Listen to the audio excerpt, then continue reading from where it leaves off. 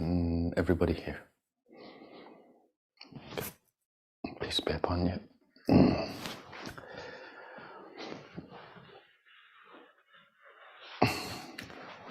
Oh, looks like the clouds coming back.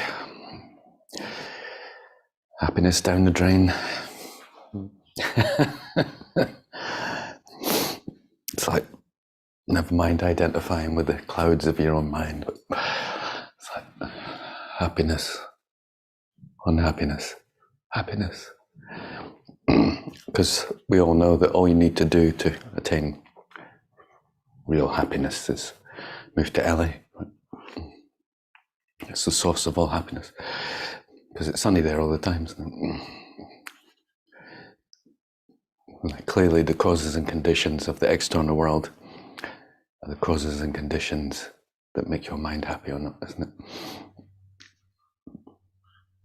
Or am I crazy?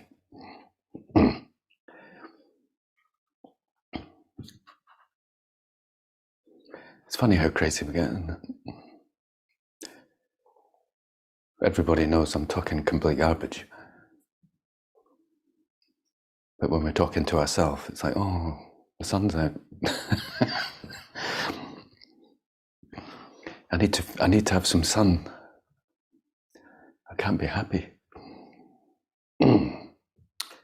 Although, the wife said to me, did you get out into the sun today? It's like, no. She was like, you're going to get rickets. I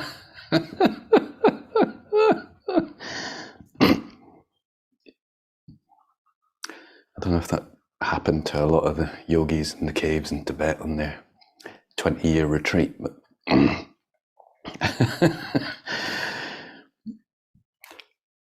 you know, if you apply the logic inside our own minds, it's crazy. It's a good exercise to do is to write out in the morning 15 minutes. Do it for like half a year. Just write stream of consciousness. Take you a little while just to get into just whatever the mind's thinking, you just write it down. And then look at it.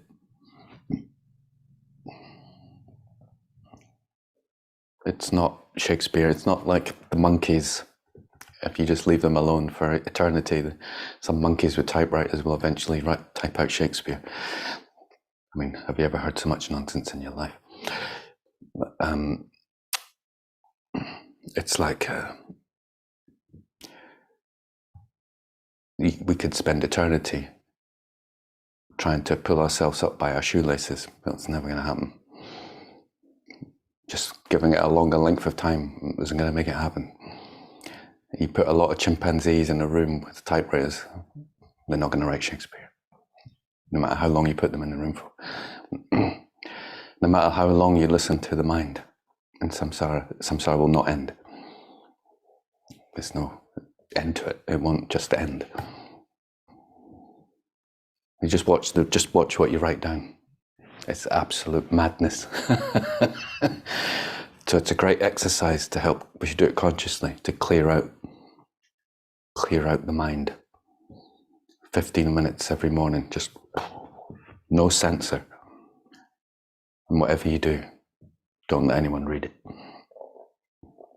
Yeah, after you finish with them, you burn them. Someone reads them, you could get locked up. And I mean, it's not a joke. You realize that we're all mad.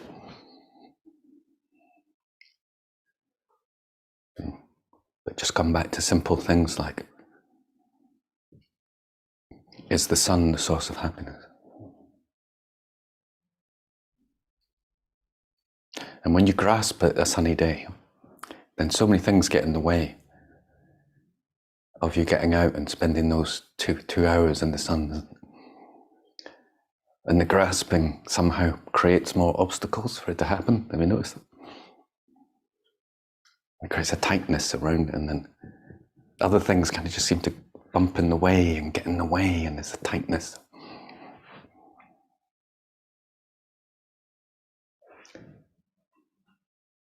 It's good just to look at your mind and what you're doing. And if you actually sat down with someone and said, is that the source of happiness? You go, no. So why do you keep listening to it? Interesting, isn't it?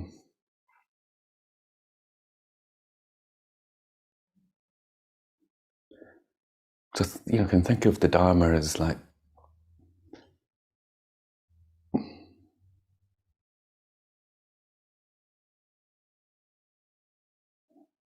chains. We were watching Terminator 2 the other day, and they have these beds in the asylum, and they strap them in, and they strap them over. And you think that's what the Dharma is over your habitual tendencies. It's like, probably most people realize they're crazy. And I don't think anyone here doesn't know what enlightenment is or what to do. We just can't stop it. We can't stop it. We know what we're thinking is garbage. We just can't stop it.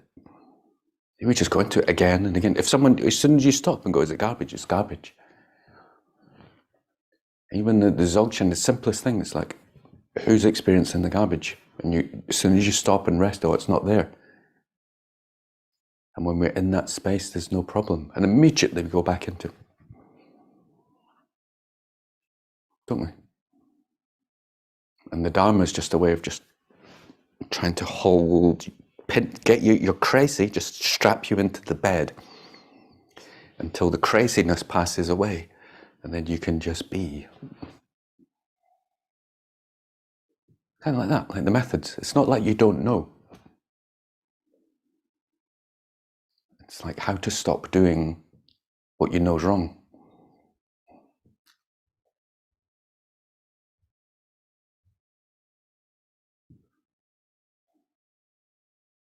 That's all it is.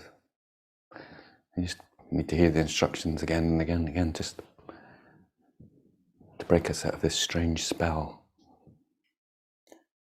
where we're determined to make ourselves miserable. What a strange bunch we are. Let's do the 7-9 prayer to start.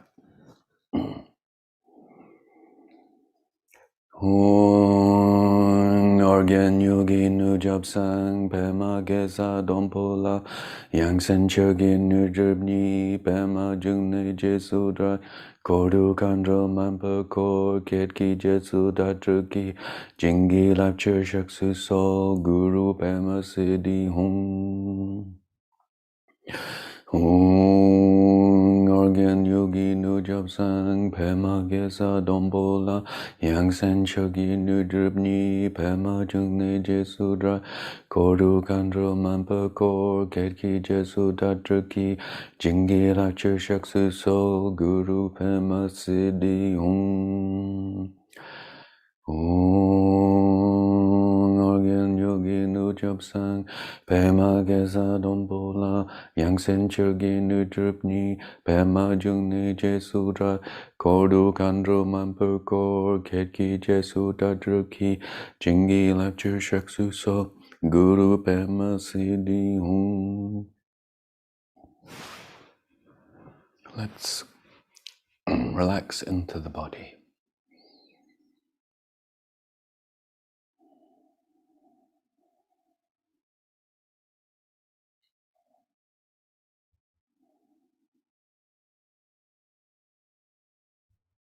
With a clear understanding that nothing outside of ourselves can inherently make us happy.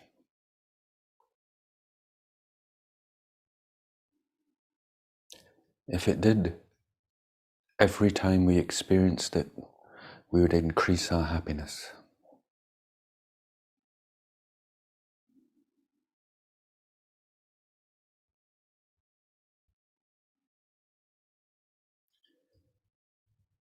Happiness is found in the mind and nowhere else.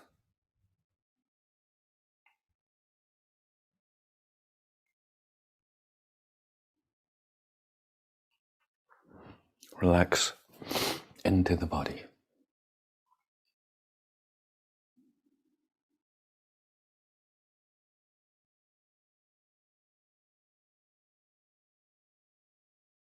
Feel its stability on the ground. If you're sitting in a chair, feel your buttocks on the chair, your feet on the ground.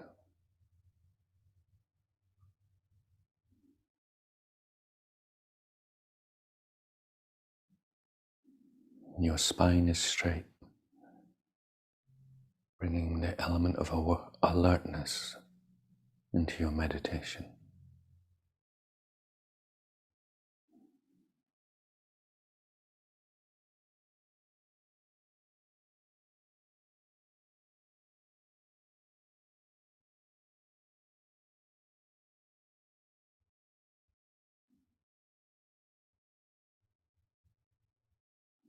And allow the body to be still.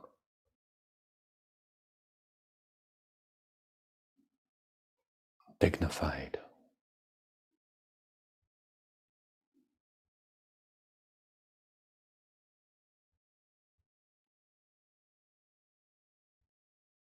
And allow the breathing to be natural.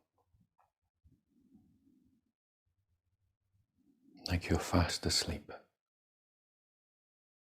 And the breath is just doing its thing.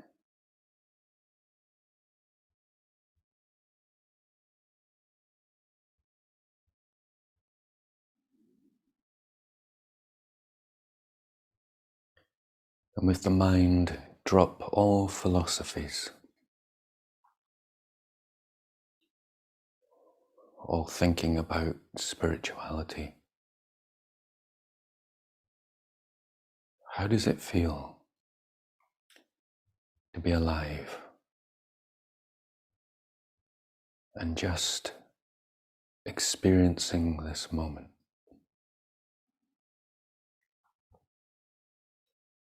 That there's never any other time other than this moment.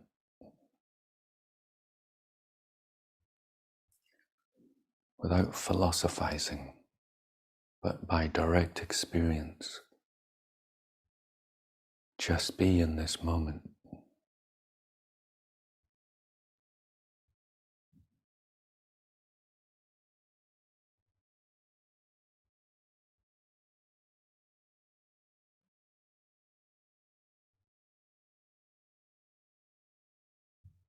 The body breathing.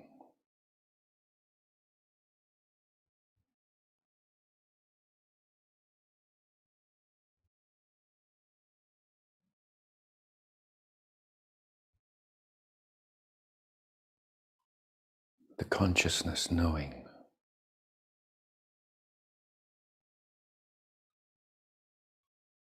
Thoughts passing through the mind.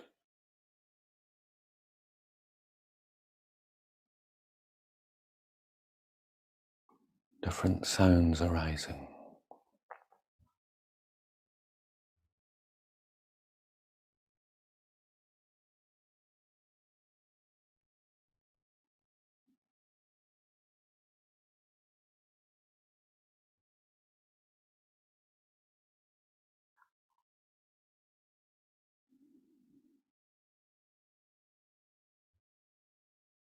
You are part of this universe.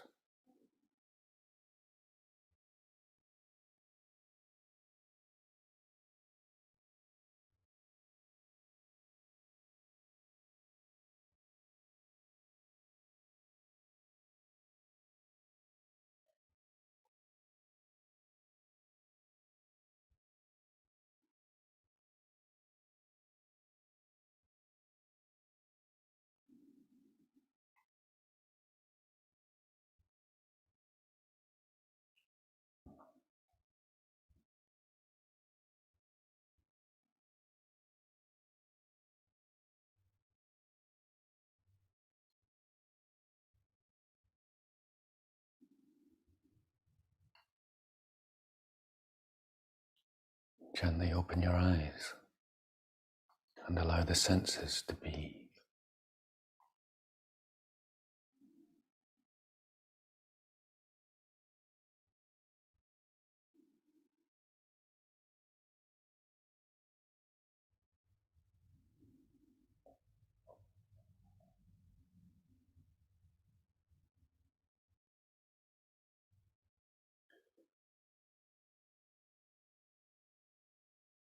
don't think about what's appearing to the senses.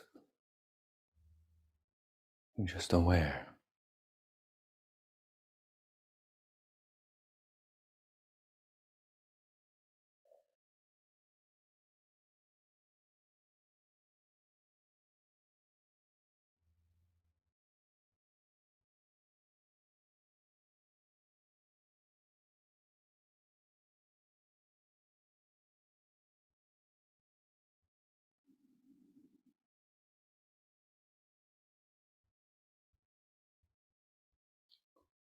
Do not be troubled by how many thoughts you may have.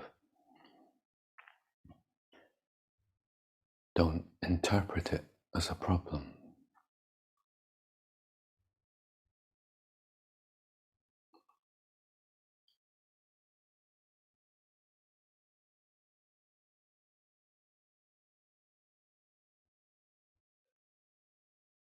They're just things coming and going, like clouds in the sky.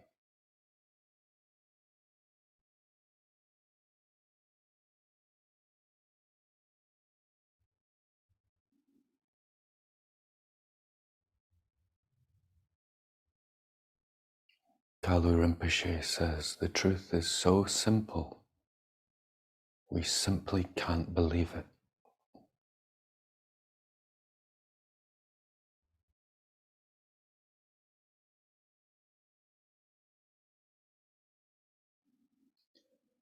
How simple is it to know that you're alive?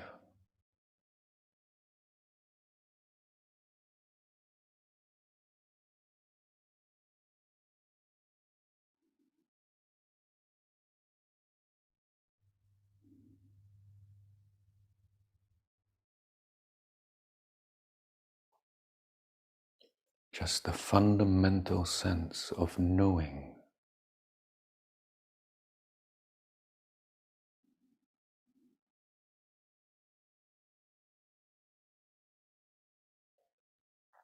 We can call it the sense, I am.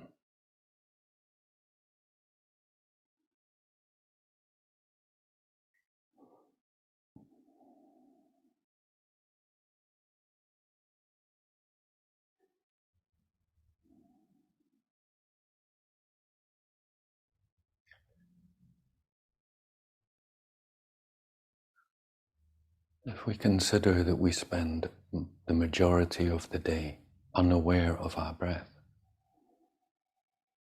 and if I simply say, look at your breath, you're immediately aware of it. It's always there. But we were too busy engaged in thinking that we missed it. Even more simple than that.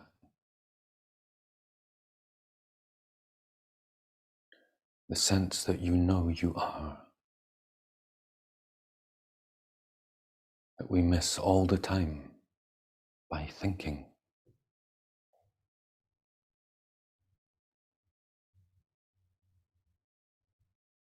The sense that you know that you are is the one that observes thinking.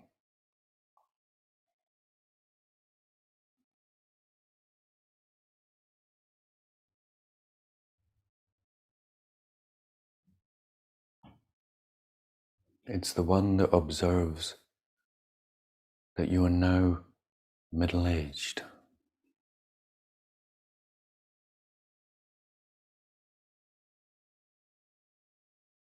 When you look at an old photo of yourself, you think, oh, that body that I'm looking at looks so young.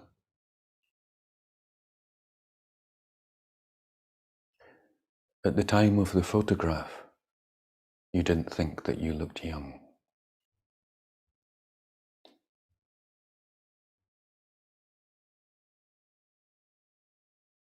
If someone took a photograph of you now, in 30 years' time, you'll be unbelievably amazed at how young you look. just appearances. But the sense that you are, has it changed?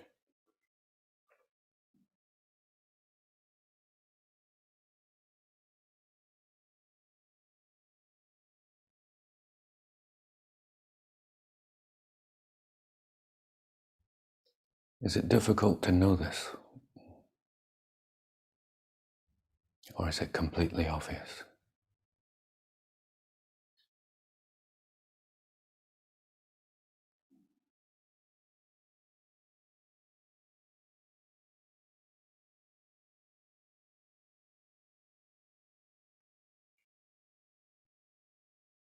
Can you do anything about it?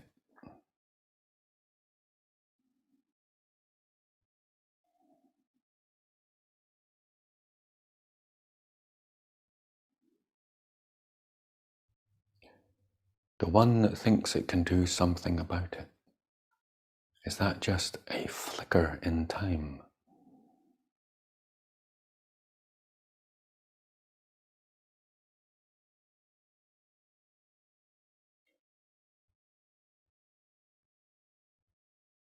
Is it not ignorance to think that that flicker in time that is a thought is who you are? And like an illusion, when we just rest in the space of our true self, it instantly disappears.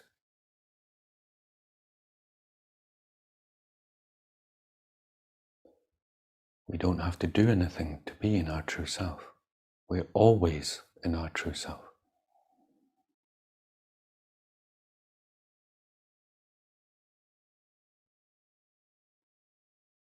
Can you create it? Can you make it happen? Or do you just stop paying attention to thoughts? And it's only in the paying attention to thoughts that it seems like we forget this space.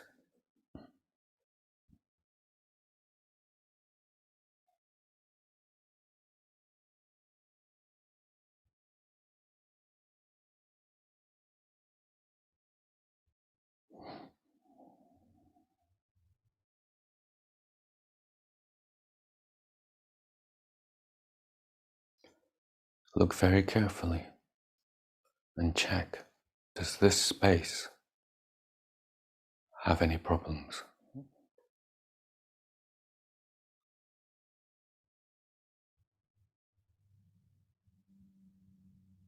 Or is every single problem just simply a thought?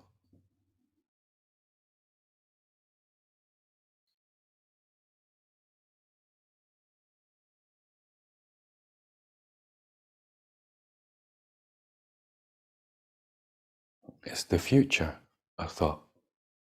Or is there an actual place where the future is?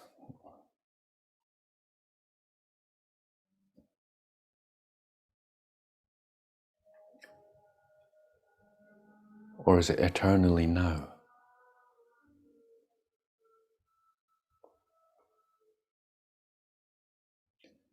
In which case the problems associated with the future are all just thoughts.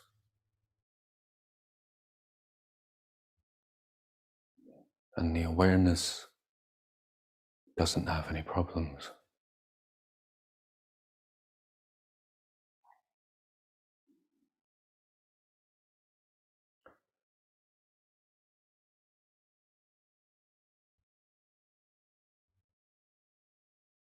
When the memories of past trauma arise, are they a problem to the awareness?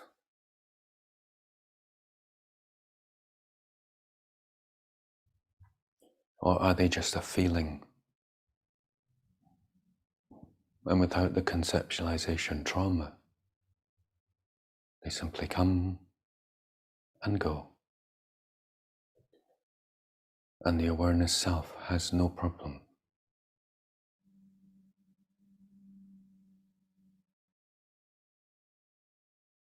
Very important to check, because it means that we're creating all our own problems and they don't exist anywhere else but in us thinking them.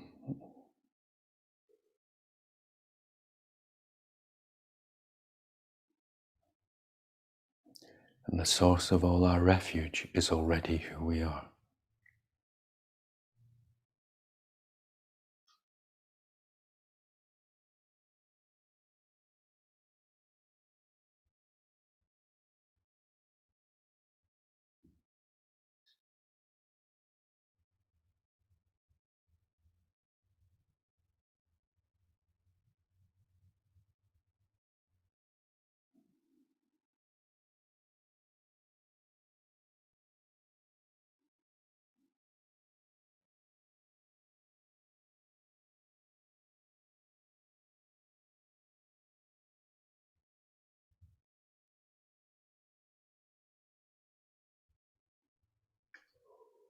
The space of the I am. Is it scary? Unfamiliar?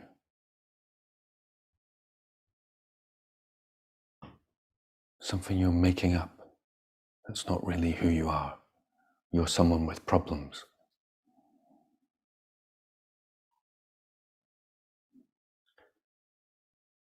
Or does it really feel like you?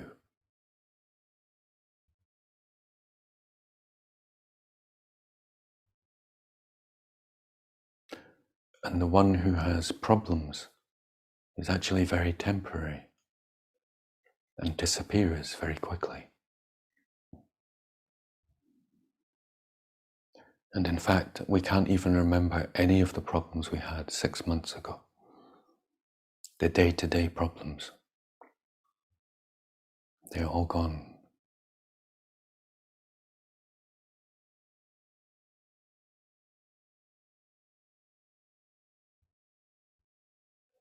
Who are you?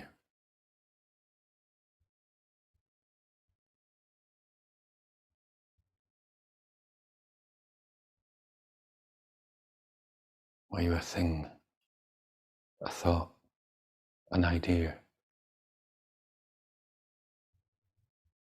Or are you just simply alive? Kalu Rinpoche says the truth is so simple, we simply can't believe it.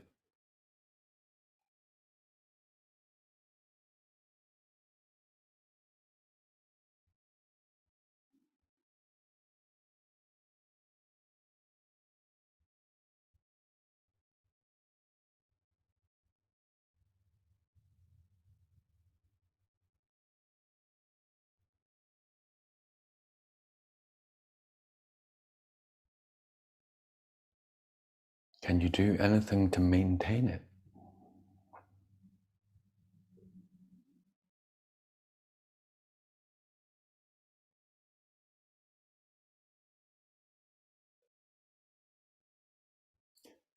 When you're in this space, is there anything that would prevent you from helping people?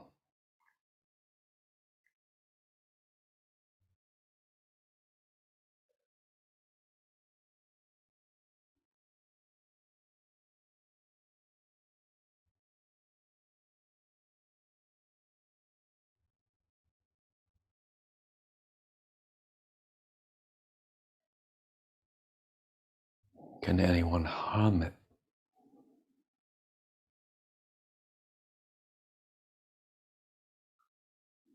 Is it itself traumatized?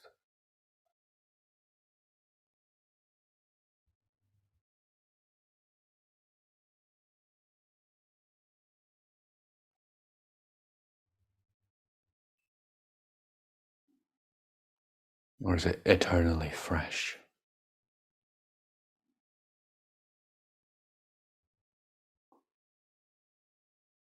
Or another way of saying it is, can you ever be traumatized? Can you ever not simply be eternally fresh? And that which we consider trauma is a thought.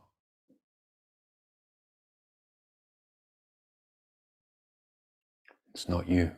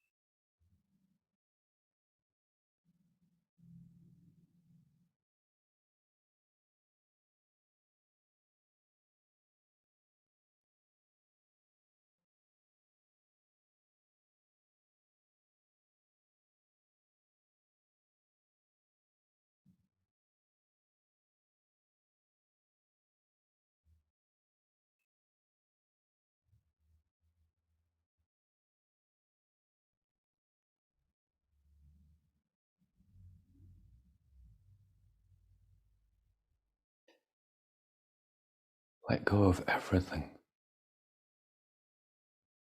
and don't create any image of who you are. Don't define or grasp. You simply know.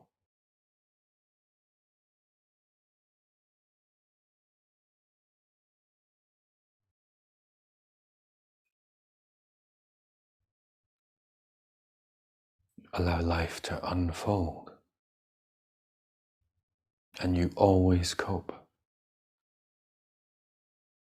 because nothing can possibly touch this space. Only thoughts can seem to overwhelm, but they don't and can't.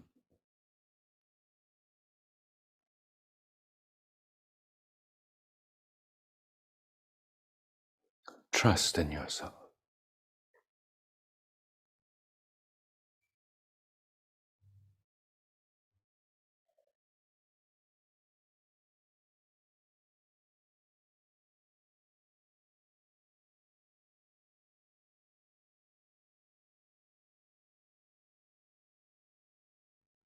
Even as we come out of meditation, don't lose this space. It's the one that's going to listen.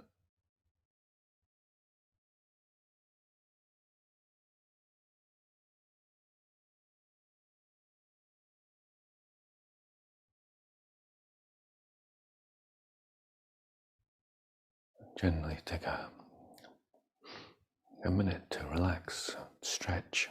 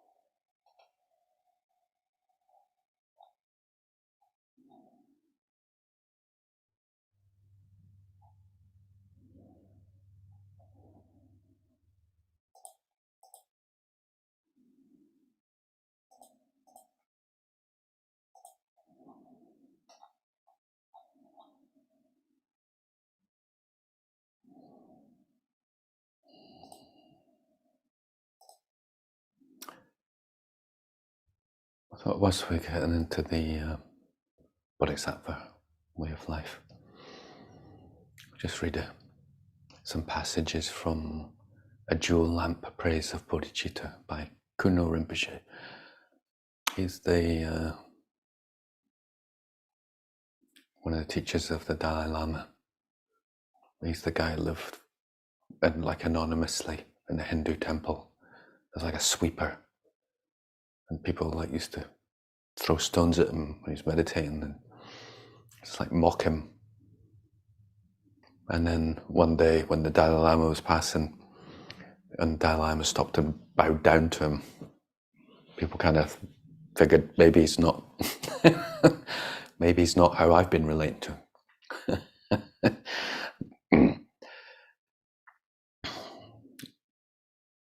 So he wrote a text about bodhicitta, and he just basically practiced the guide to the Bodhisattva's way of life. One text, that's how he practiced his Buddhahood. Didn't really do Tantra that much, just being a Bodhisattva.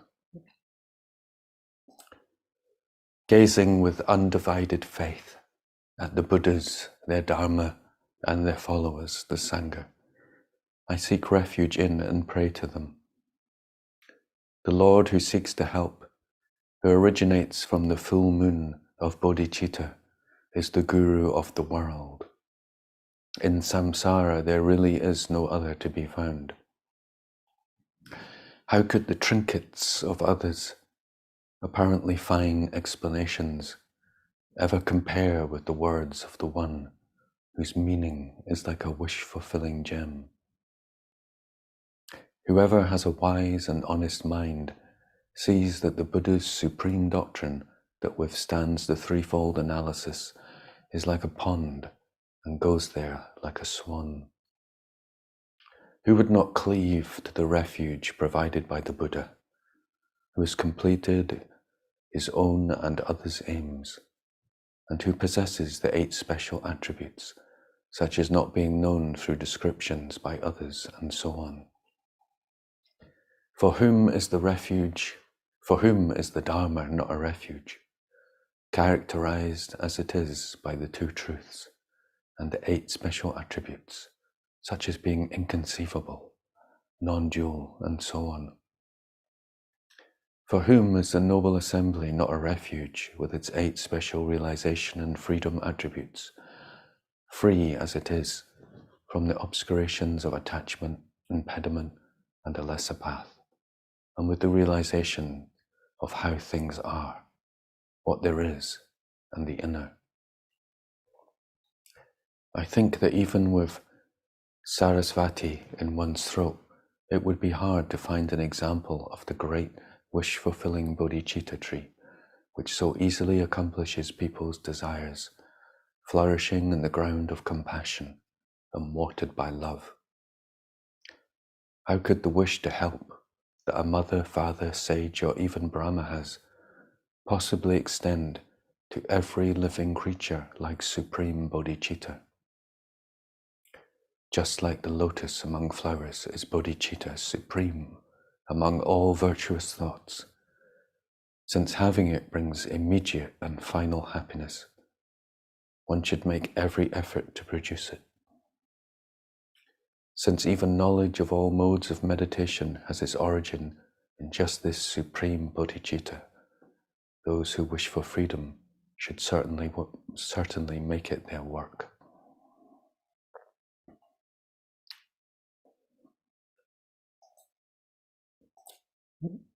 So that's just the start.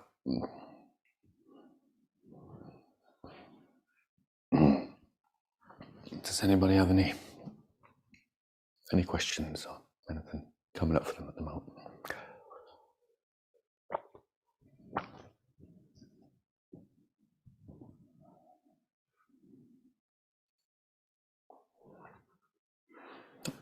Okay. We'll crack into the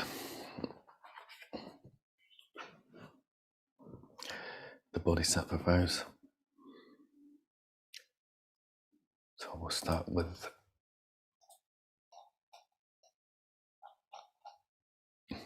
Geshe Sewang Samdrup, tutor of the 10th Dalai Lama's his.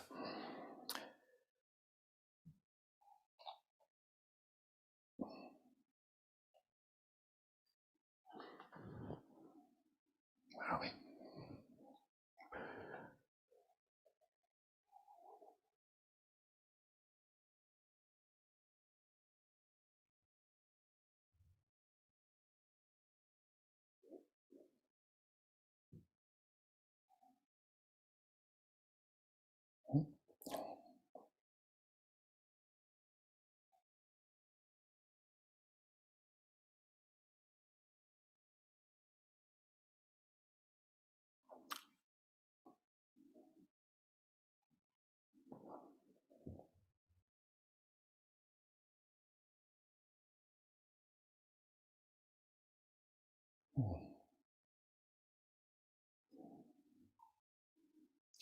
Okay, not sure what that is. So the 10th one, doing little to benefit others.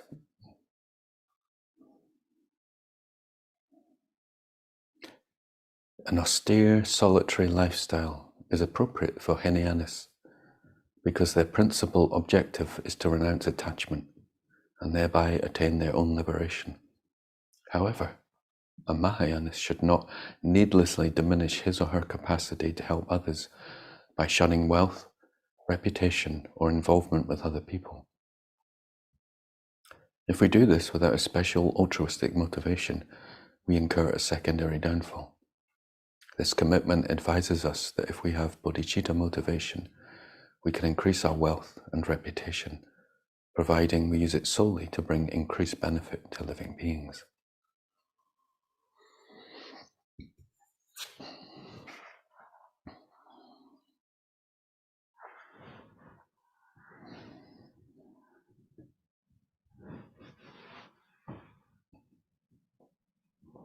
So, we're in the world, but not of the world.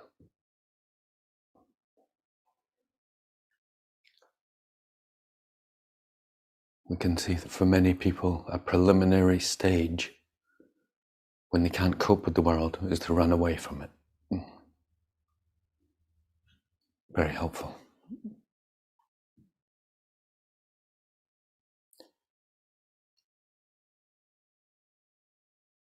But if you're doing that just because things didn't work out for you and life was difficult, you haven't actually renounced the world. It's that the world has renounced you. You still want these things, like a good partner, fame. You just can't get them. You're just not skilled enough to get them. And you go in like a huff. And poor baby me. And we're provided with continuous madness. Like, I don't know how many books there are about, like, if you quit, you'll never get what you want. Like, you can fulfill your dreams. No, you can't. How can everyone fulfill their dreams? It's an absolutely nonsensical statement. How could every person in the UFC become the UFC champion? It's a nonsensical statement.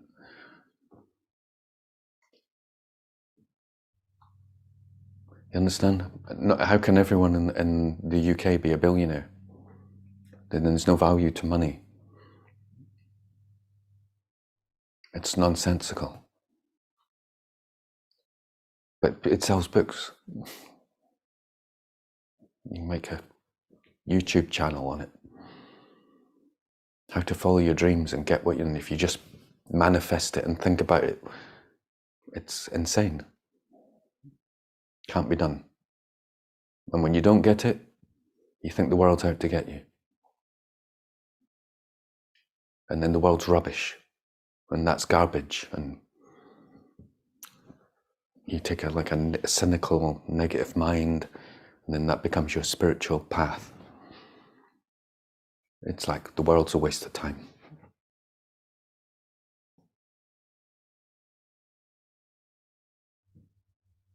It can't give you what you want. This is the Hinayanists. So I think we can recognize that element in ourselves. It's a misconception of what we're renouncing. And many people who have that in that energy within them, when they hear the Dharma, they interpret the Dharma as, again, a thing, as a competition, as something to do, to get.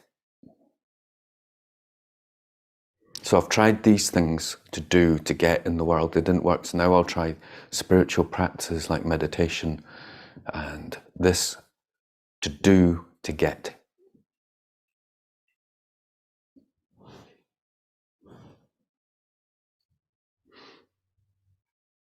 That's not renunciation. Renunciation is the deep wish, the deep knowledge that I have a false sense of self and it needs to go. And it's like in a tremendously joyful mind that knows, like we said right at the start of this class, that knows that happiness is found inside the mind. It's not found out there, anywhere. It's found inside the mind. So it has a wish to remove this false self because we've experienced the truth of it. So if you've experienced the truth of that, so you could imagine your body's here, then you move your body over there. Your body's here and there's some colours, shapes. You move your body over here, some colours and shapes. Now, if those colours and shapes change, is that really the source of happiness? Or does it make no difference whatsoever if the colours and shapes change? And what you think about those colours and shapes. Your being is untouched, right? We get some glimpse of that. Right? So can this being that's untouched, can it ever own anything? Can't own anything, right? So if there's 100 Rolls Royces nearby, or there's 100 bin bags, what's the difference? There's no difference. You can give it away, or you can use them. They mean nothing to you. We don't deny whatever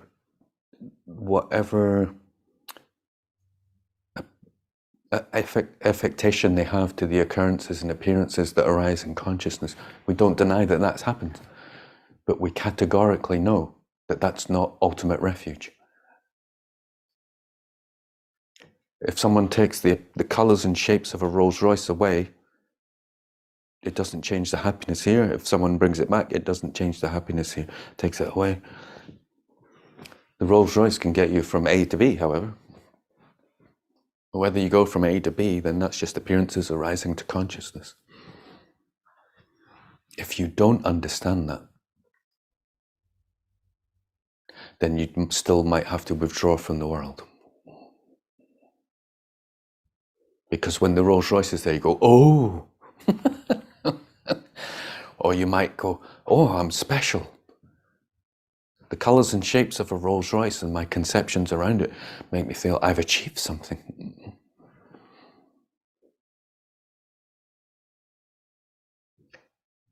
Just give it 50 years' time.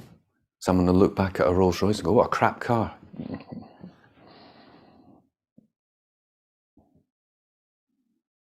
Just an appearance that doesn't last for any length of time.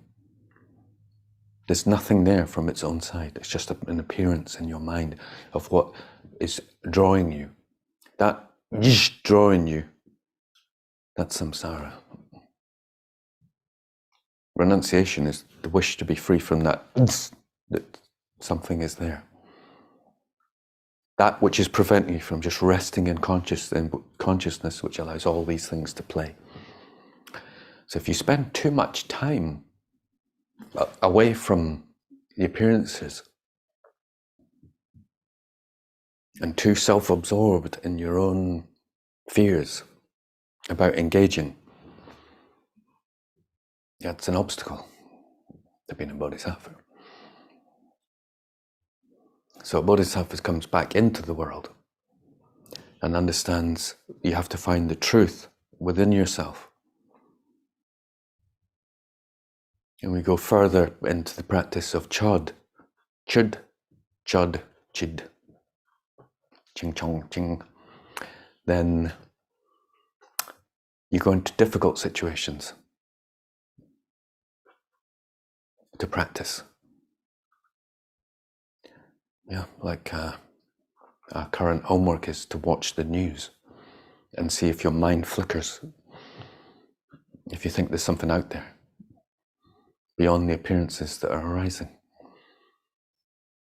Just find difficult situations, but you don't start with that.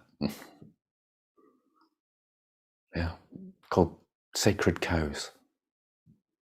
Things that, like the appearance of your children, you don't start with them, that's just an appearance. You build up to that. Not that you couldn't start with children, but our conceptions around it are very, very tight, and we think that if we practice non-attachment, we'll lose some kind of sense of love for our children. These kind of delusions will come up strong. We start with small things, like a chair. Yeah, carpet, unless you just bought a new one and spilt wine on it. But it's like, that's another classic, the time difference. Well, if it's new, then it's a problem. But if it's old, when's the cut-off point when it's not that much of a problem, you spill wine? We just like to look at something new and feel it's...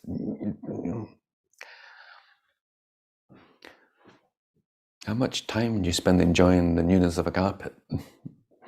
Half an hour? 10 minutes?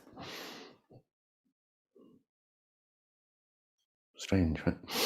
So as a bodhisattva, we're like training, this is guidelines to make sure we're not indulging in our own fears, basically. Comfort zone, cynicism, easy to get cynical about the world and other people.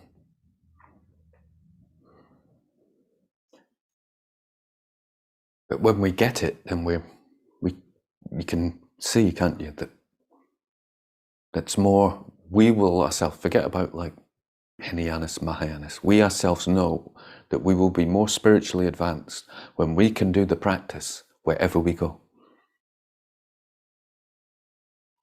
That simple. So take it like that. That if you're still needing to seclude and be away from situations, you're not spiritually advanced. So it's an encouragement to don't do that too much.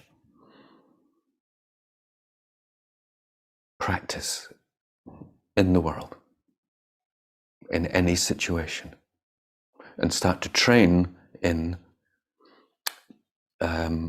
this is pointing to being non-possessive.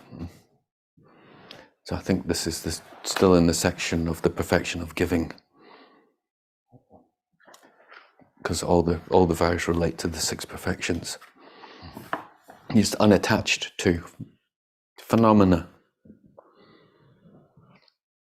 moving through you. So if someone says, "Can I have your car?" You go, "Sure, sure."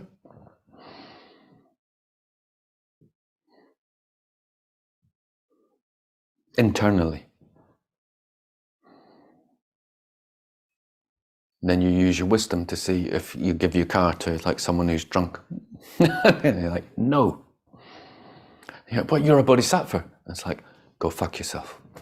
That's the response, right? As a bodhisattva, so you've got to learn to be able to say no. We're developing wisdom, and especially towards ourselves about what we're doing. So it's the right internal attitude. It's how we're motivated. This is all about bodhicitta. It's our motivations and why we're doing. We're not interested in what people think about us. It's to do with the motivation and wisdom and how can we help the best. So we just got, if we gather wealth, we can help people with it. Different way. You just think you're holding on to stuff. We've got stuff here. It's just like, you can't take it with you when you die, right? And if you're attached to it when you die, it's a problem. So that actually kind of leads me quite well. I brought a little piece of advice from Dudjin Rinpoche. He was like the holder of the Nyingma, the first Nyingma lineage holder, because they didn't have one, same when they came out of Tibet, because it's just wise people. It's not an organized religion. It's just wise people who share methods. Not like the Gelugpas, like the church. It's not like that. Just like wise people over there, here, there. And they thought, in order to survive, we should start one. Like, who should we pick out of all the yogis to represent the yogis? And it was Dudjin Rinpoche. So he's like, the yogi. And so this is his advice. And I thought, actually, I want to see maybe if we'll take it on. Maybe you want to take it on for 6 months, first paragraph. But it's called, do not lose courage. At all times, do not lose courage in your inner awareness. Uplift yourself while assuming a humble position in your outer demeanor. Wear old, worn-out clothes. Place everyone, good, bad, and in between, above yourself. Rely upon the bare essentials and resolutely remain in your solitary retreat. Fix your ambition on the life of a beggar. Follow the example of the life and complete liberation of the previous accomplished masters. That's the first paragraph.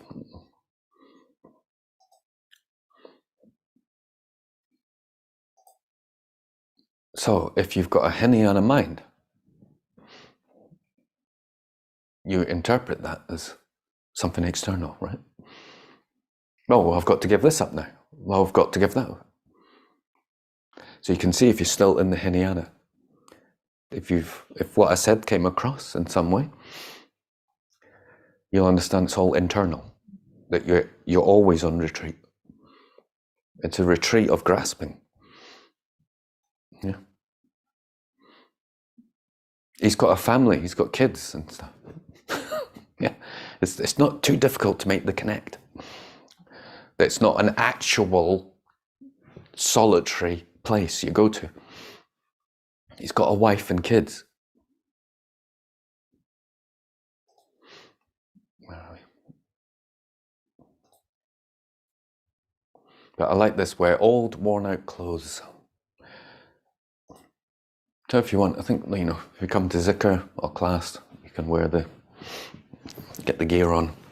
If you want to, take it as a challenge, do not buy clothes for a year or 3. I practiced like that for a long time. I've still got the same, my tracky bottoms. This is from 2008 when I first did my acting course. You had to go black. I've still got them. It's like they're brilliant. They're like £5 from a Primark or something like that. Like indestructible. When I was young, I had a top that had I didn't used to buy clothes. People used to buy me clothes. That's how I got clothes. You don't buy clothes. Just whatever you get, you get. And if you ever met my close friend, you look at the clothes he wears. It's like an absolute tink. Scaff, just like holes in the crotch, holes in the knees, holes in his t-shirt. It's like No airs or graces, right? No. You can practice, try it. If you're quite attached to clothes in your appearance, good practice. So when you're with others, they don't really pay you attention. It's kind of want them to kind of look down on you slightly. You're just invisible. If you want to try being like a monk or a nun, it's a fascinating thing where people look up to you just by your appearance. You see how shallow people are. It's a good thing to see. It's a good thing to understand and experience that people do not see you. All I need to do to know this, all I need to do is take that off. That's it. When I put it on, and what people see and perceive, and it's incredible. I just need to get like a little bit of wood, that big, just a little bit of wood, and maneuver it so it's there. And people just, people won't even speak to you. When you cut it in the shape of a cross, just put it there. And then move it over there, move this tiny piece of wood, just move it over there, and people speak to you completely differently. Put it back, ooh, ooh. Yeah. Get a piece of cloth you put on. People have conceptualized it, been brainwashed to say that if there's a hole here, you're cool. Ooh. But 20, 30 years ago, you had a hole here, you're poor and a scaff. Ooh. Just a bit of cloth there, or a little absence of cloth. Anyway, it's good to experiment with these things and see no one's relating to you. And when you want to enter the spiritual path, you don't look at these things when you see people, you look at their being. And that's part of being with the spiritual path. You're with someone, you know that they're looking at you, not your clothes. Then these don't matter, then you can give them away, right?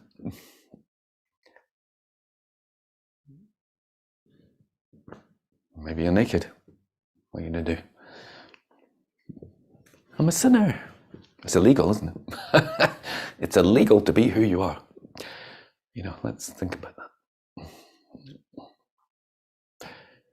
Where are we? It's illegal to go to the toilet, isn't it?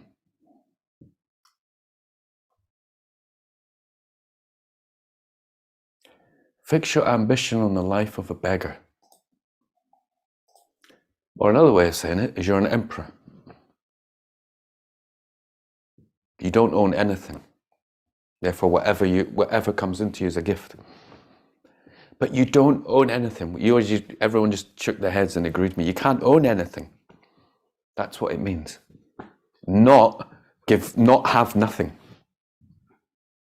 That's lower spiritually. If we're afraid to have things because we'll get attached to them, rather than sitting there and going, it's all just phenomena. Can't own any of it. None of it belongs to me. It doesn't matter. Then you can smash it up. You can go and smash someone up. It's good fun, right?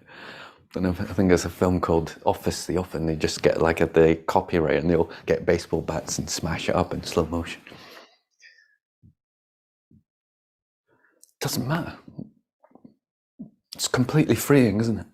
Then it's the attachment. I'm going to lose it. It's delusional. Does anyone not understand that you can't own it? And it's delusional to grasp it, and it just causes you pain. It seems like, but if that thing's causing me happiness, is it? Maybe it gives you some slight comfort and maybe some ease. And it's a slight bit of hassle when you lose something and you have to replace it. And what the mind does in interpreting that slight bit of hassle, it's like, oh no! Or someone else breaks it, anger, pain, suffering. Shivali, you got a question?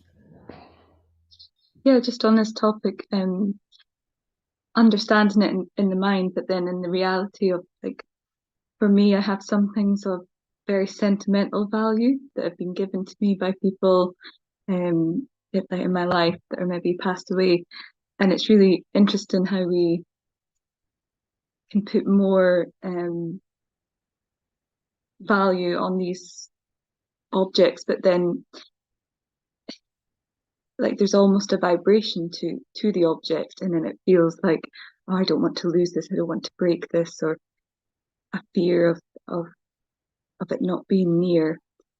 So just I don't know the question, but just kind of on that topic of things around sentiment to us.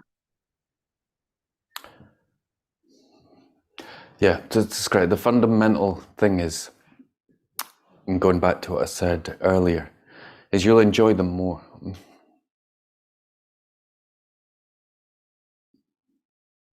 So you can enjoy even more that if you've got something sacred someone's given you, it's got an energetic resonance to it, you enjoy it more. Can't take it with you when you die, right? You can't actually own it, but you don't. A very important point Javali's making. You don't deny appearances.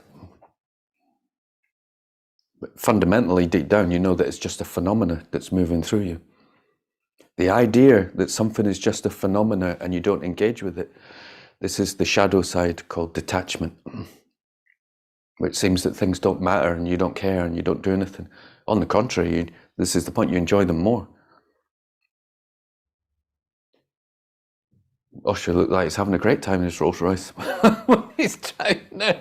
Like, hello, mama. You know, it's like, he gets out the car, it's gone. You pick up the object that you got sentimental value for, you feel the energy, you can feel tremendous love, put it back down, it's gone.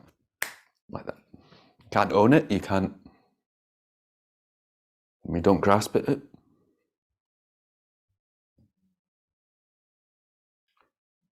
If someone destroys it, it's like, maybe, depending on where you're at with it, just be authentic. You might have a little bit of grief come up, and then it's gone. Or might no grief, it's just an appearance. And when you go really deep, it's just an appearance, which keeps you free about what's happening.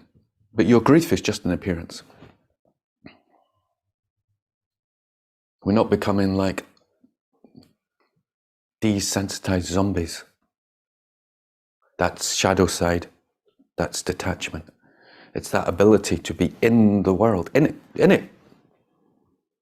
And there's a space that's just not touched by it. That's what we're getting together, those two things.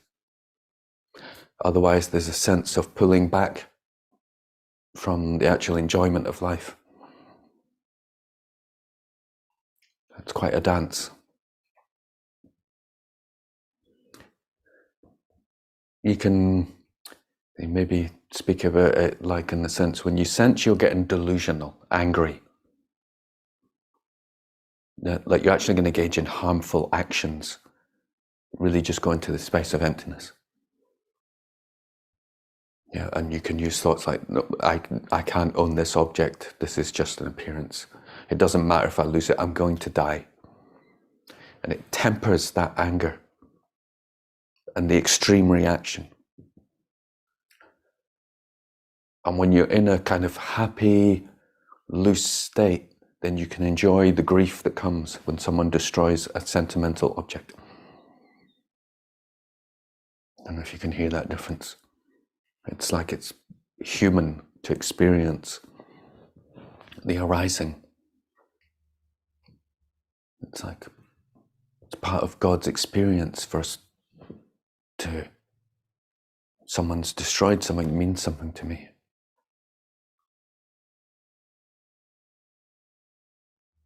You can allow it to be. And you have to feel the difference of when the ego grasping mind comes in. That's what we're discerning, the ego grasping mind.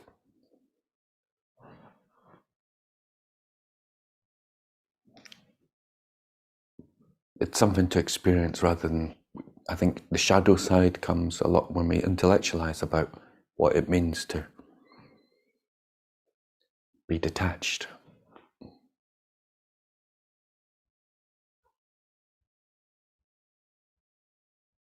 The fundamental core is this too shall pass. So let's enjoy it. When you got your final meeting with your parent who's about to die, you don't engage in idle gossip. I mean, unless you're crazy. I mean, really, people might do it. You don't engage in idle gossip, hurtful speech. You're there. You don't think, oh well, I'm not going to see her tomorrow. I'm not going to see my mum tomorrow. She's dying. What's the point? It's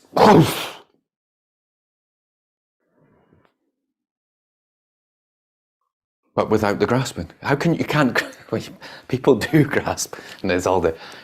You know what I'm saying, though. If you've got some wisdom, it's there. It's life, and life as you know it, as it's real. She's about to die. It doesn't diminish life; it increases it.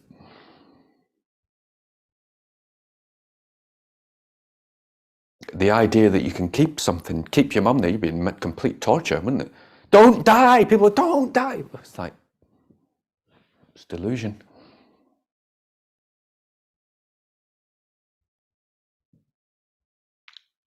If you're still a being that needs to go through that, then you're a being that needs to go through that. But it's delusion. And you have to sense what is true grief and what's delusional grief. The grief associated with the idea that you thought this person would be with you forever and not challenging it in your life, not understanding what life is, and the tears that will come or may not come when the appearance goes. The appearance of your mother. Your mother's not the body. Is she? It's just an appearance in your mind. As we get deeper into the Mahamudra, it's just an appearance in your mind of what your mother is. Just as it's an appearance in your mind that when you look at a photo of yourself 20 years ago, you look really young. But at the time you didn't. That's just your mind.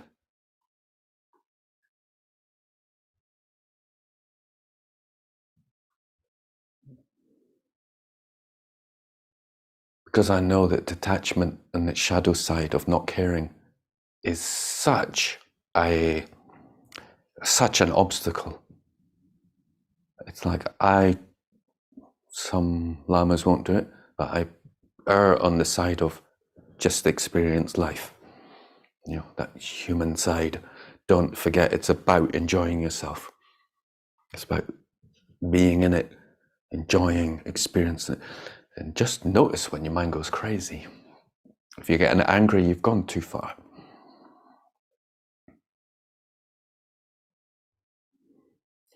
And then we're investigating ourselves to see.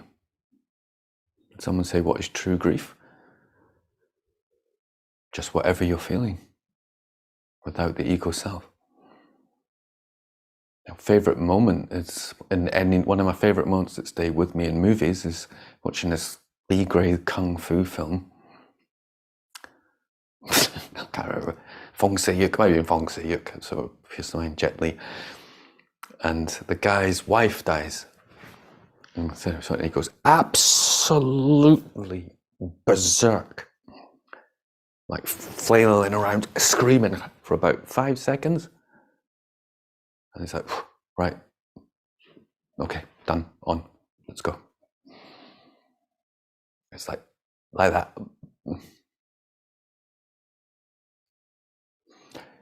And just listening to the life story of Gampopa, who was teaching Mahamudra and all things are just appearances.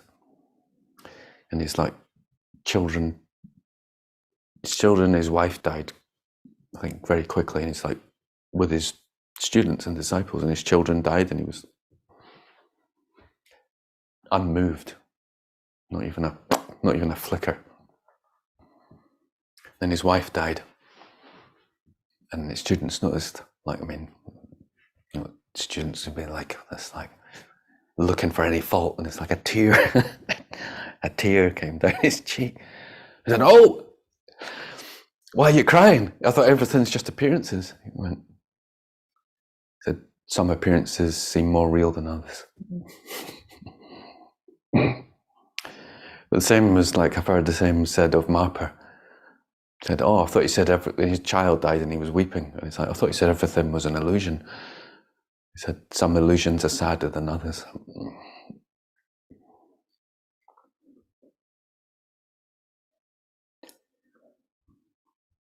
It's not an intellectual understanding of what an illusion is. It's just a knowing of how things are. And it's a completely radical shift in how we engage with them. And I'd really warn you, if you come across a lama, a master, or any teacher, and they appear to you to be cold, unaffected by life, who don't engage with life, don't laugh.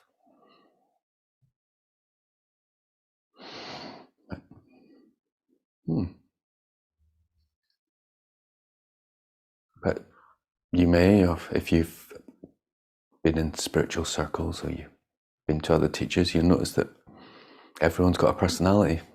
You got this fear, my personality, I'll just diminish into detached horror, like nihilism. But you may have noticed that they've all got personalities, right? They're all different. Osho is not the same as Eckhart Tolle. Clearly. Yeah. Mooji is not the same as Rupert Spira. No, they're not the same. People have such really strange ideas. And you can hear like one teaching and like grab it, inherently existent, like a real meditator doesn't blink. It's like, oh, what if you've got sensitive eyes? It's like, you can't become enlightened. Why? Well, you blink. That's how people think. They hear one thing and that's like, oh, you don't blink, and like take it as some kind of bizarre truism. Or you have to be still. Depends what teacher you hear. My Lama Venerable Geshe, it's just always like moving. His eyes are always starting, and just like he'd get excited when he tell a joke. He'd get excited, and it does. It's not like you watch the people who are still practicing. In my view, claiming to be enlightened non-dualists, and they all sit like they're maintaining presence and speak softly. But all the Tibetan lamas just speak like, say, Geshe would speak, gets really excited and caught up, and it's like move about, and it's not like that. And then I see people write and go, oh, yeah, I can see that they've got presence. But it's just like wearing a hat. Behaviorism.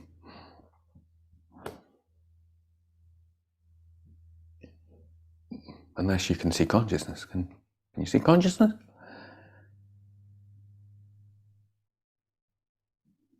How do you know?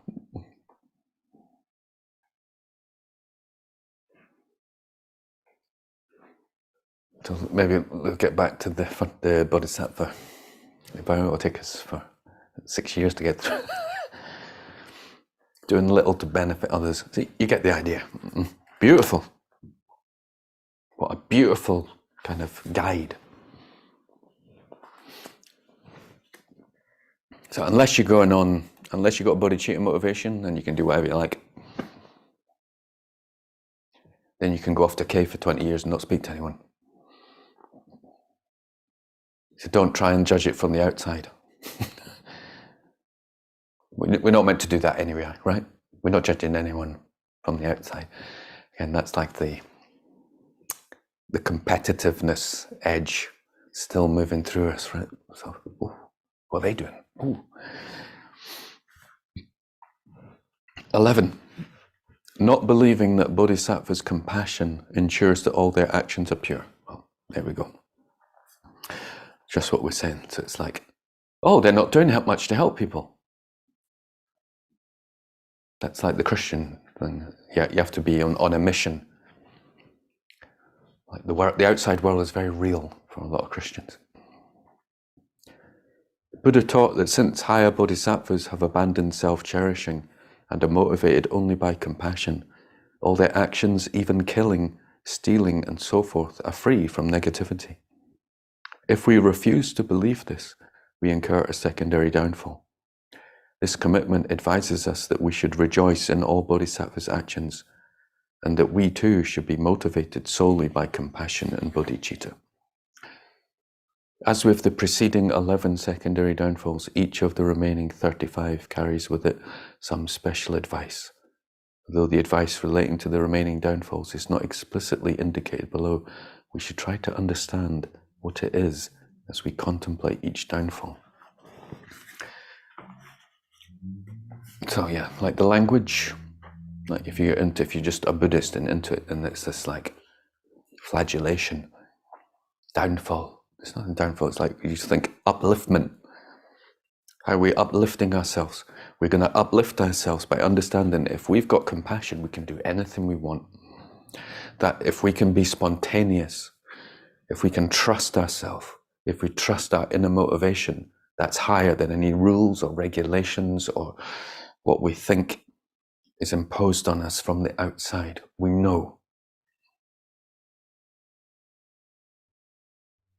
Yeah. So we can, Venerable Geshe says, if you kill something, you better make pretty damn sure that you know that you've got compassion and it's not motivated by something else.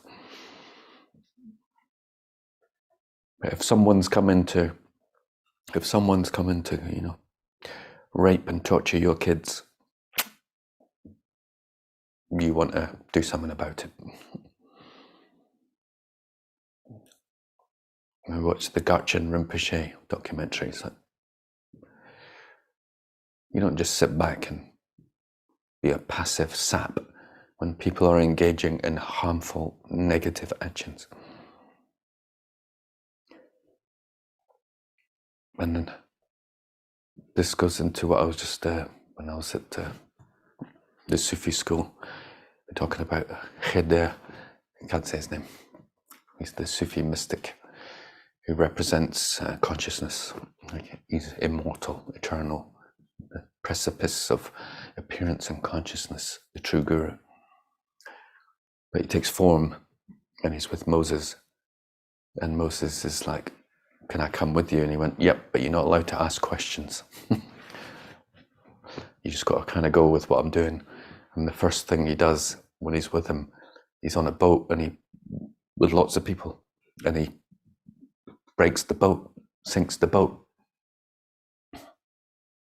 And Moses is like, can't, as you can imagine, you just imagine that you're with your spiritual teacher, and we go out on a boat and start a fire on the boat and create a big hole, and everyone sinks and drowns. You're like, oh yeah, of course, no problem. What the fuck is he doing?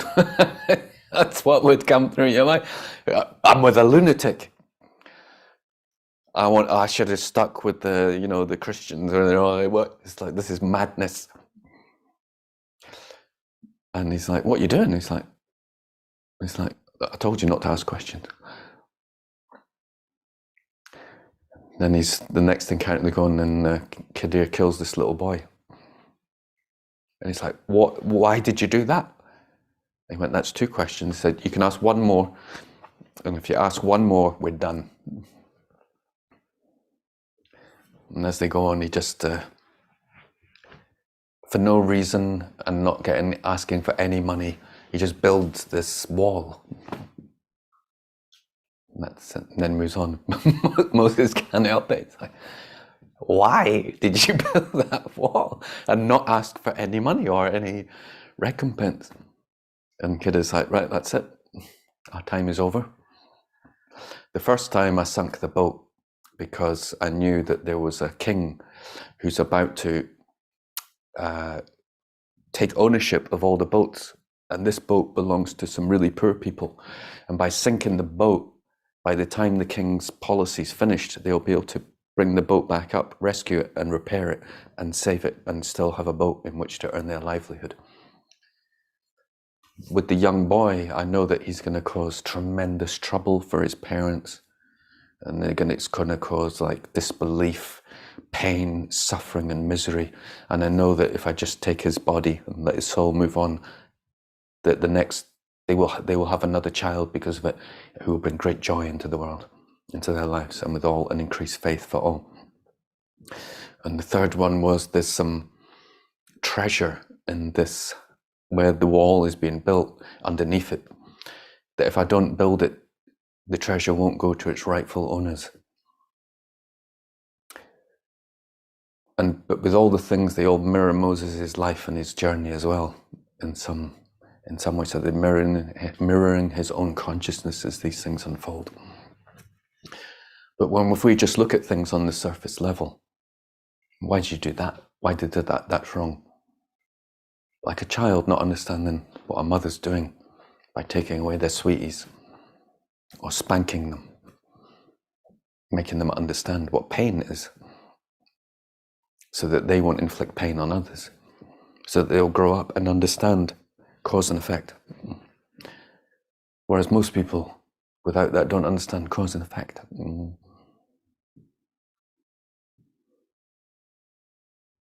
Yeah. So we don't, and so compassion is king. Now, when you're doing something, how concerned are you by what other people think about you? Can you do the right thing even though it makes you lose your reputation?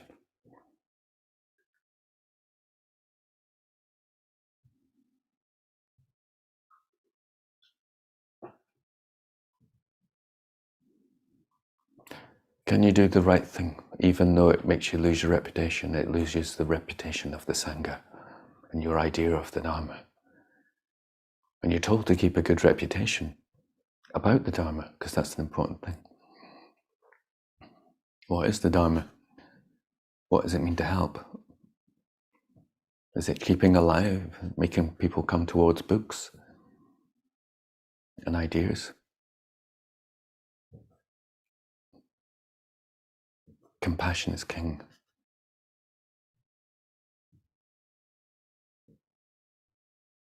So again, it's pointing towards don't judge.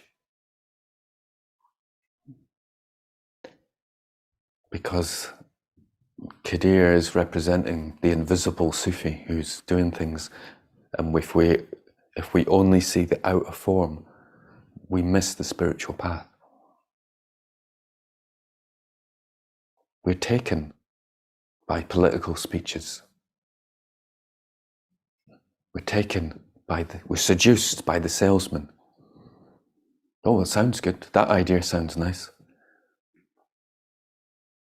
But the internal being in which it's coming from, that creates the energetic flow of what the action will be. That's a nice, interesting book on a diet. Do you know the person who wrote the book? Do you know why they wrote it? Do you know if they know the truth of it? We can so easily swayed by the outer form. It's like the ability to penetrate the inner.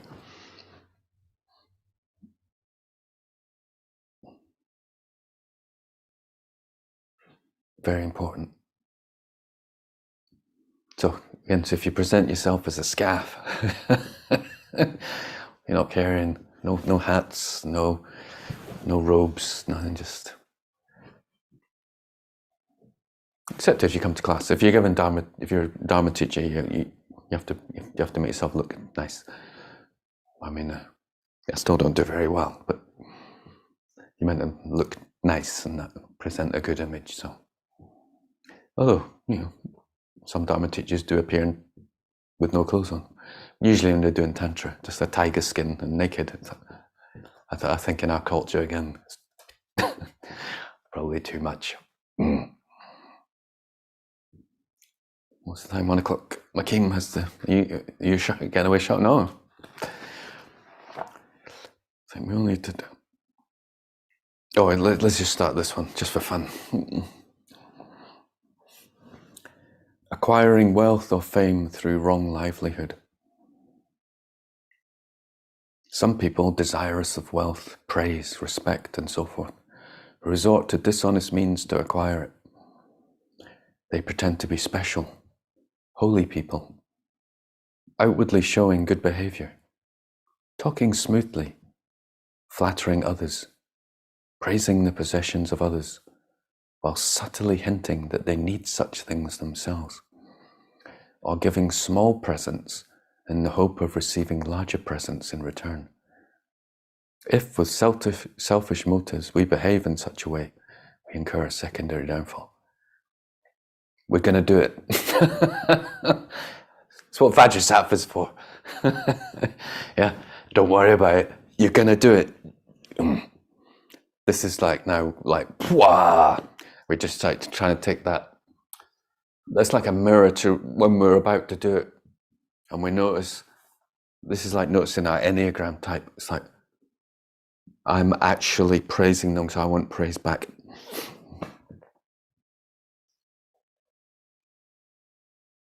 So we really go into the core of what it means to help people, to be a Bodhisattva, and there's no self-interest here. Our engagements with others aren't about ourselves and what we're going to get from it.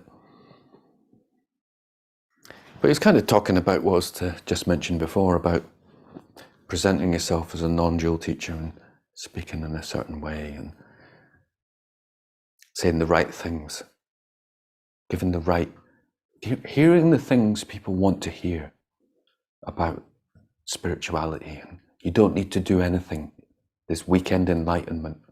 You just rest in the presence and nothing needs to be done, and that's it. And you're all enlightened. And speaking softly in a way that give us your money.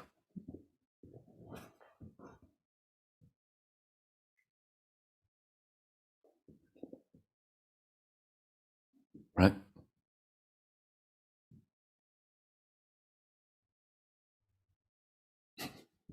But us, do we do it? Anybody?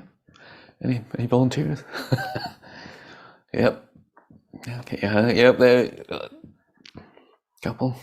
Kim? Yeah. It's a killer, that one. Huh? It's like, just if you get your ego, like, thinks you're spiritual, it's just hear some basics. What it means to be selfless. What a beautiful challenge. How beautiful it would be, though. You just give things freely. Say things freely, not because you're worried that you'll lose friends. Just being authentic and honest. Then it means something. You'll start to mean something. This is what we want. You ever been around someone who's flattering you? Just flattering. And just like, shut up. Unless you're really kind of desperate for some praise, it's hollow. And just the theme that came up when I was talking to the wife, my friends. What happens when you're around someone who's silent and self-contained? The ego goes crazy.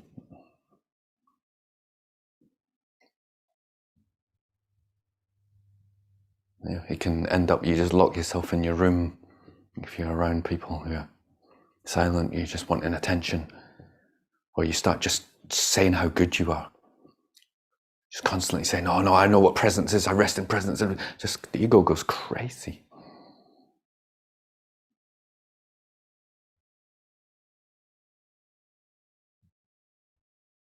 Okay, it's just like, and it starts. Are they judging me? Are they looking at me? Are they saying? It's just like it goes crazy.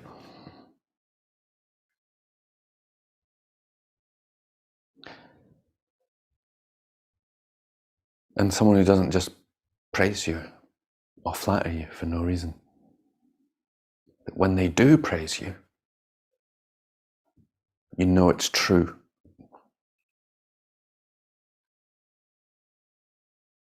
And when you praise someone, they feel your truth.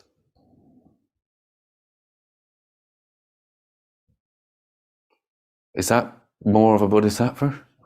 is it? You know, it's like that's what he's pointing to. If you're truthful, is it more helpful?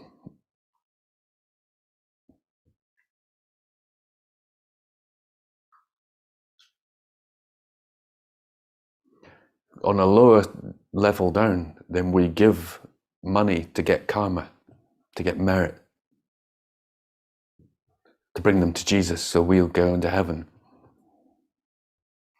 It's the same thing, isn't it? You flatter them so you get something from it. It's not the Bodhisattva way. The Bodhisattva way, maybe they're seeking some, praise, isn't it? It's seeking for you to say something good about them, and you don't, and they don't become your friend because he doesn't speak much, or they don't say nice things, or you have to also be wary of these kinds of people. We can be wary in yourself, but someone seeking that flattery, they'll turn against you.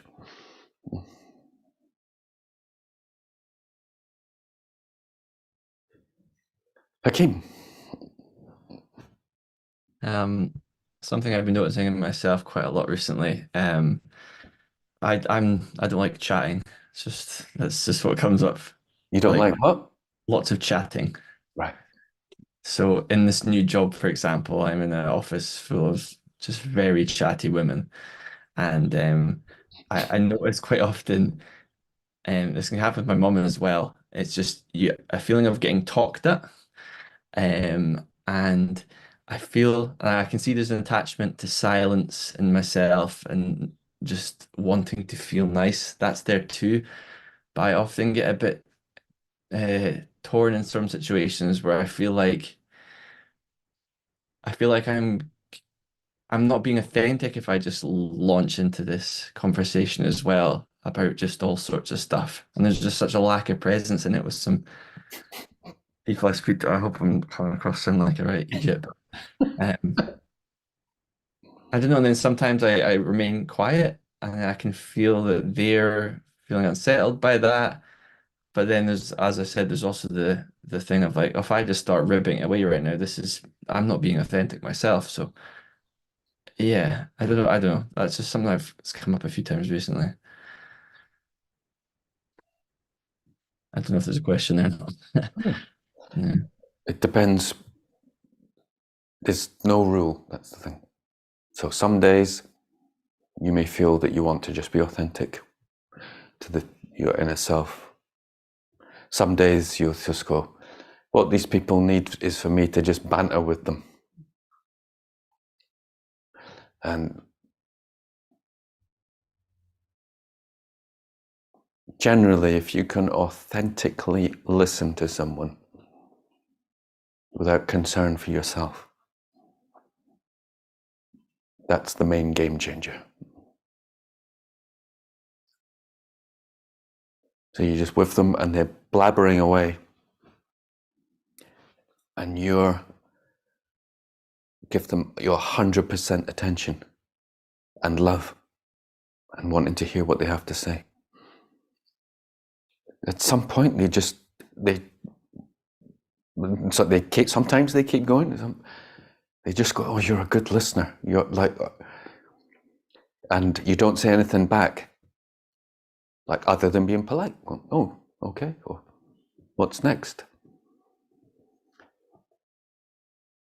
And that is a beautiful practice to see for when your ego comes up and go, "I can't take this anymore." I'm not serious. I was just away at the weekend and someone told me the exact same story of what happened, of where they'd been. It's actually the Moses story, what I just said. But in more detail, both times, exact same thing. And just sitting there going, and just listening and watching the mind just come up and go, maybe you should stop them because you've already heard it. And it's like, no, this person needs to say it. I could tell they just need to sit there and listen to it completely. And that's the challenge on the self-interest. And sometimes we can't take it, right? But when we get it, it's so beautiful and helpful for people. But what does it mean to be yourself? That's a question just now. What does it mean to be yourself?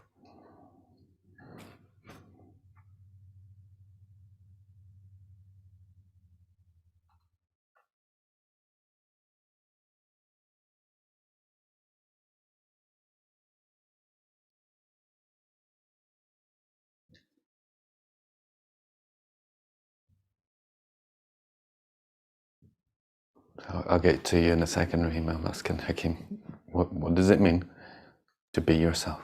So I didn't know that was directed at me. I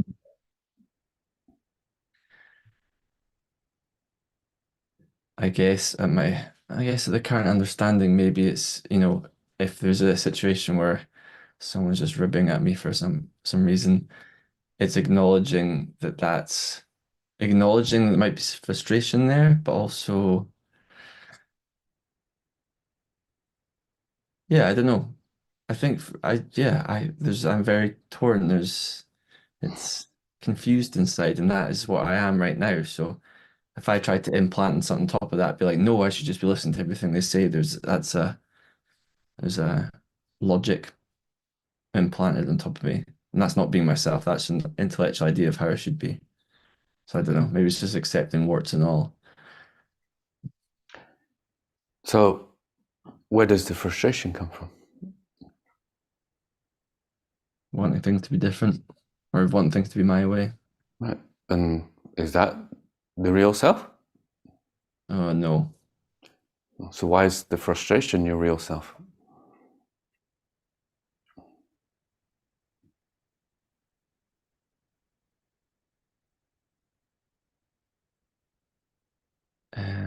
I guess I'm trying not to deny anything that's in the mind when I said that. Yeah. But the things that are arising are not the real self. No. So why is it different to implant a piece of logic that's also not the real self? So the real self is just abiding in here in awareness as my. Yep. Does it have any problems? No. So when we say I'm being authentic, we're talking about the delusionary self. Mm-hmm. So it's like just taking one delusion, giving priority to one delusion over another. Yeah. And often the trap of thinking that one delusion is actually real. Yep. Yeah. It's just a delusion feels stronger than something else, which we're going, oh, this is my authentic feeling. It's like, no, that's arisen from the self that doesn't want, that's got aversion. I don't want to listen to a woman, I want to do something else. That one that doesn't want to listen to women, that's the false self. How do you put that together though with, like, I've seen past for myself, I was very life denying for a while because I was like, oh, I shouldn't want things like, big lofty spiritual concepts. Whereas now I'm just kind of letting desires I'm like, oh, fine. I'm just letting it happen. but there's a part of me that's deep down. It's just like, is that authentic? And another part of me is just like, well, who cares if it is or not? Like I can't just stay in a state of crippling indecision. Um, so how to balance it with that? Because I don't know what I'm saying. Well, now we're going. Now you got right one wave of delusion out the way, and now you're just being more present to what's arising, without an overlay of intellectualism. Yeah. Hmm. And then recognizing that what's arising as present is coming from the full self.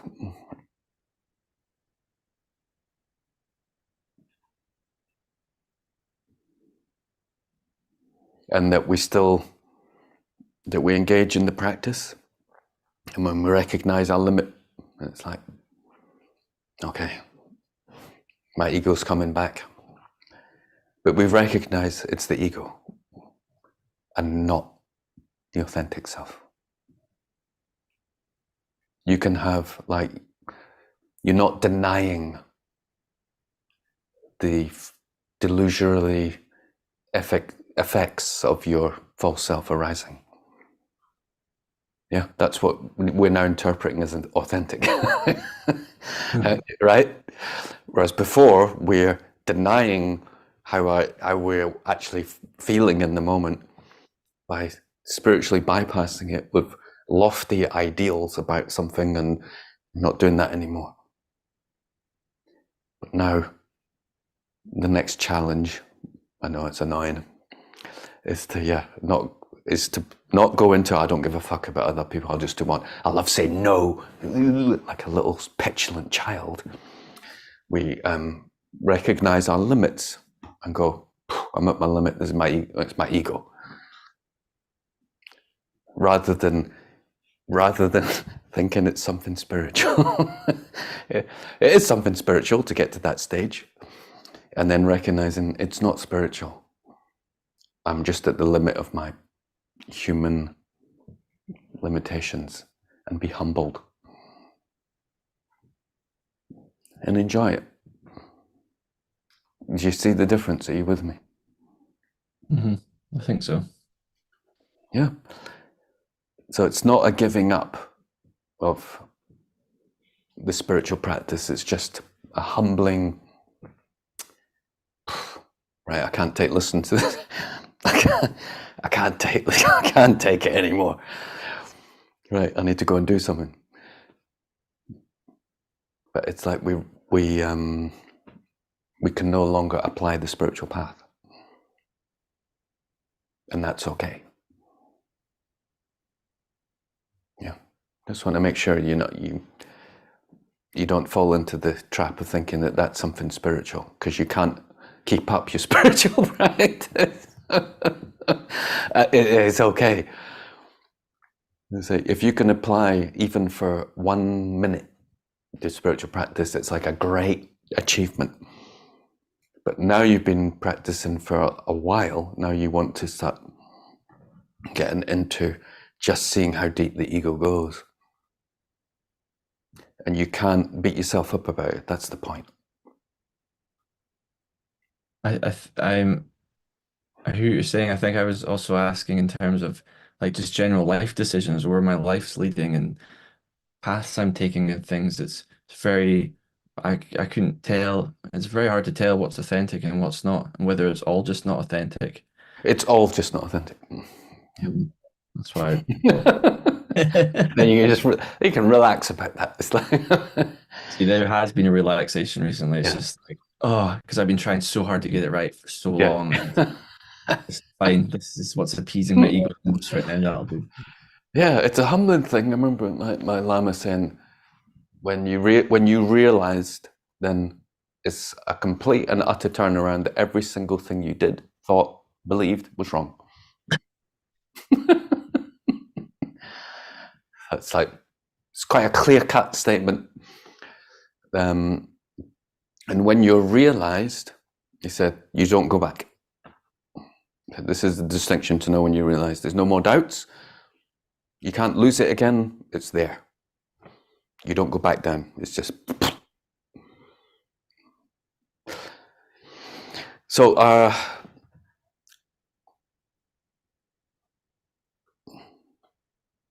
life is unfolding, as I said before, without the need of our imaginary friend, which is ourself. And it's like, can you get on board with life? That's your authentic journey. It's quite mysterious. Can you just get involved with the present moment and trust it without thinking about it? Oh, wait, there's a great quote here. We can get to the end of the class soon. But this is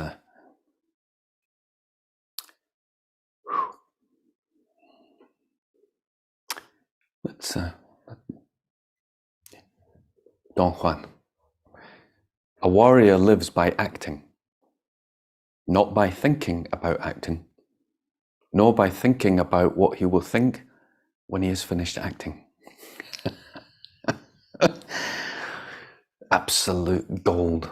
A warrior lives by acting, not by thinking about acting, nor by thinking about what he will think when he's finished acting.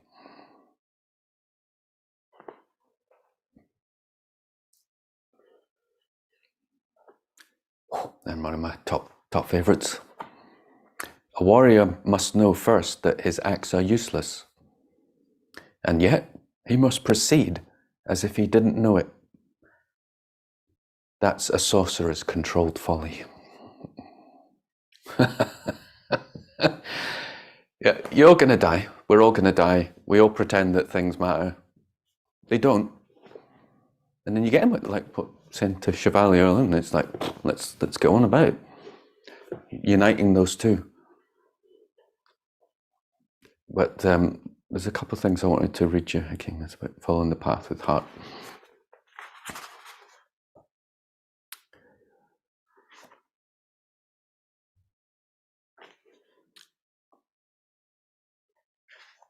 A warrior chooses a path with heart, any path with heart, and follows it.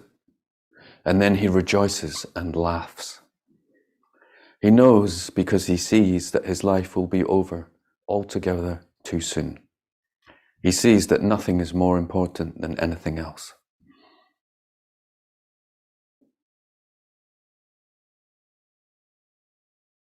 Doesn't matter. You just enjoy what you're doing, and you know what a path of the heart is. He says,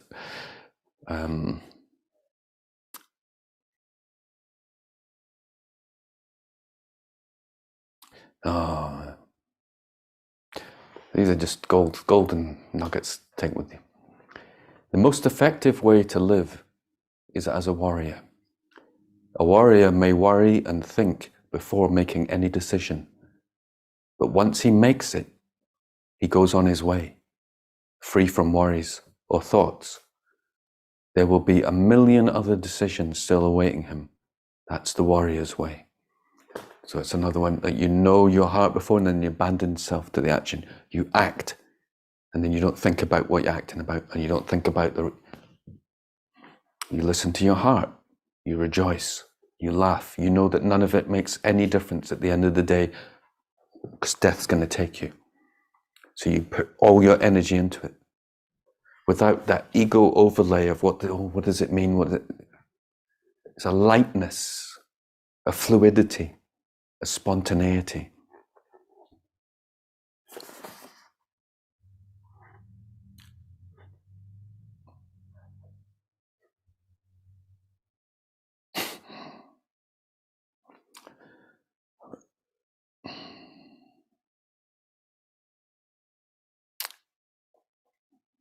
Just that first, only a crackpot would undertake the task of becoming a man of knowledge of his own accord.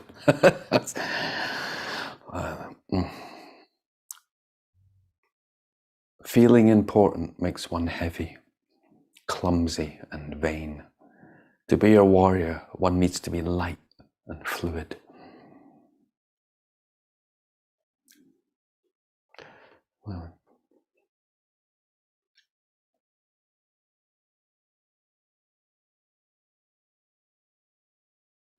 Okay, last one. Anything is one of a million paths. Therefore, a warrior must always keep in mind that a path is only a path. If he feels that he should not follow it, he must not stay with it under any conditions. His decision to keep on that path or to leave it must be free of fear or ambition. He must look at every path closely and deliberately. There is a question that a warrior has to ask mandatorily. Does this path have a heart? All paths are the same. They lead nowhere. However, a path without a heart is never enjoyable. On the other hand, a path with heart is easy. It does not make a warrior work at liking it. It makes for a joyful journey. As long as a man follows it, he is one with it.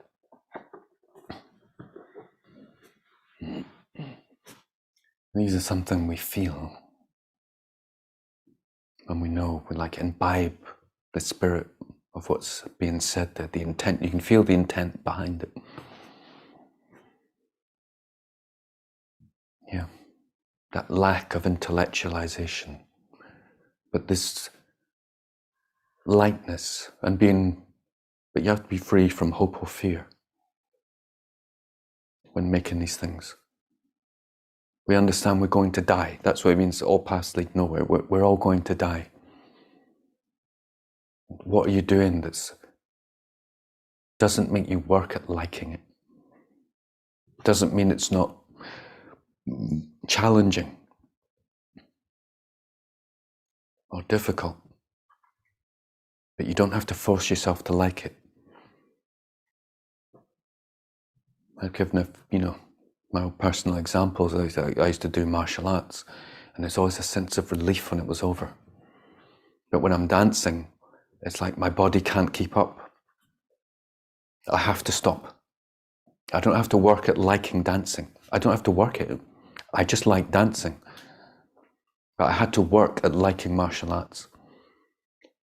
Not sitting there going, I'm going to like martial arts. It's just a subtle feeling. You can sense, maybe you start taking up cooking, and you're just kind of glad when it's over. And you're making yourself like it.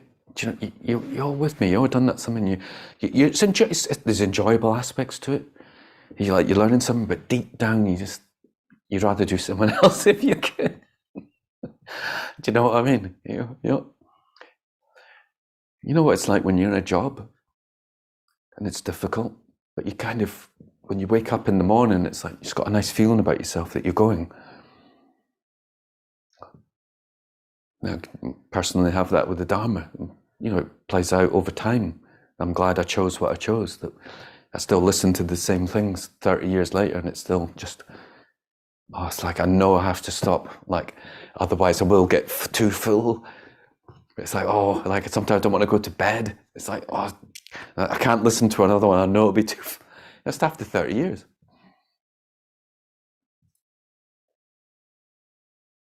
What's your thing? Just feel things out. And it doesn't matter. It's like, what a beautiful ethos.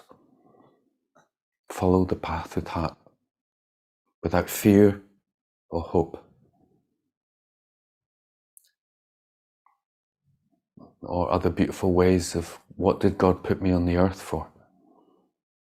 Without socialization. Maybe you're just really good at looking at trees. Yeah? Maybe your thing is climbing trees. Maybe that's the thing that gives you the most joy in the world. And if you could spend 2 hours every day just going up trees and climbing them. How many of you have tried it? Or is it down to cooking, job in a factory, job in an office, poetry, painting, a number of the socializations that you're meant to fit into, and if you don't do them, but you're like, I don't like painting that much. I'm like, quite enjoy when it's finished. Or maybe it's making, is your thing making a cup of tea? Now, they've made it into an art form in Japan, in Zen. That's some people's path. What do you enjoy doing without any hope or fear or judgment from anyone else? Is it standing naked in the sun for 3 hours? Sun worship.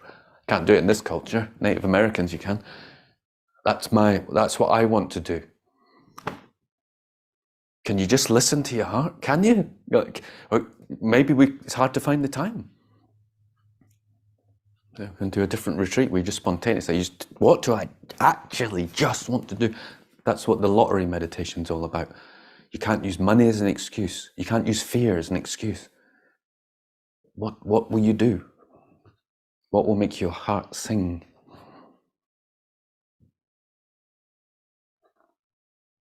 It's part of what we're presenting on the path. Is making your heart sing to go and be in a cave and do that. Is making your heart sing doing the spiritual path whilst working in a pub, then do that. No one can tell you. And if you don't do it, you can't be a bodhisattva. That's why you can't join it, because bodhisattva is following your heart and loving your life and being authentic and true. So I think that'll probably do for now. So I hope there's something useful amongst all that. And thank you for listening. And hopefully this is your path with the heart. It's listening to the path with the heart. Some people are doers, some people are appreciators. There's a guy on YouTube, Rick Beato.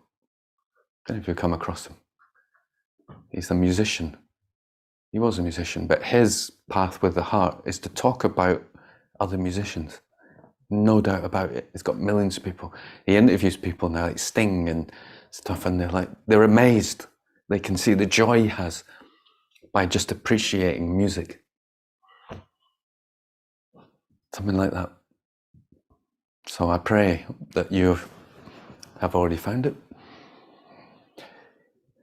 And if you've not, I pray you find it. It's never too late. It's never too late to change. It's never too late to change. Yeah. Remember, with Carlos Castaneda, death is your guru. Ask death, is it too late to change or not?